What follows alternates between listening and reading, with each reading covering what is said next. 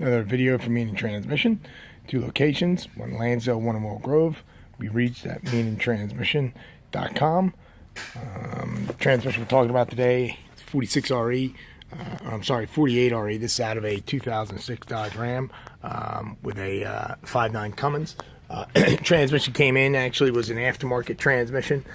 Did see some stuff that was definitely modified and upgraded, but some other stuff that, surprisingly not upgraded. In each of the individual clutch packs, we did have a higher clutch count. However, the friction material of the clutches looks like just factory frictions.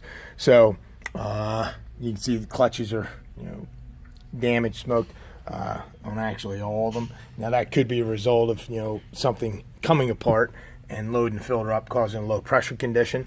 So these transmissions, a lot of these aftermarket transmissions are very, very expensive, and actually I feel that based on what I see from an upgrade perspective, it's pretty disproportionate by comparison to what this unit would typically cost to build. So anyway, did see upgrade in the pressure transducer and pressure control, governor pressure control solenoid. This actually is a General Motors EPC.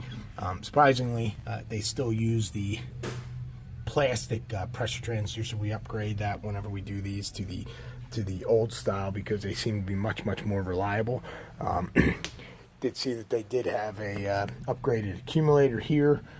This is the band strut. This looks like an upgraded band strut, which is a plus. Here are some of the things that we typically will do. This is the servo for low reverse band.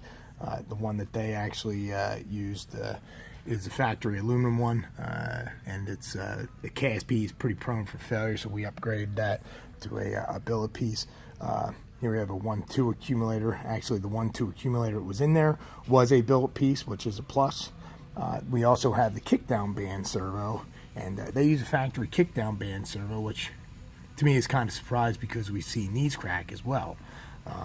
In addition, they use factory fulcrum for the band application. We actually upgrade the fulcrum to a billet machine piece. We have seen the factory ones fail, so anytime there's an opportunity for improvement, we also change the band anchor. Here's the pressure transducer upgrade. This actually uses the metal pressure transducer that was the same as the older one, and it seemed to be much more reliable than the plastic one that was still in the transmission. So we backdate it to the earlier style, and it proves to be much more reliable.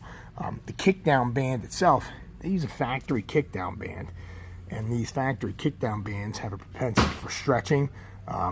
Now, especially when you start jacking the pressures up, the actual application of the servo is going to have a little bit more authority with the higher pressure, and it'll actually stretch this band out, and then the band winds up failing. So we can look and just do a comparison here. First of all, this is not a from a thickness perspective, we can see the difference in the thickness of these two bands.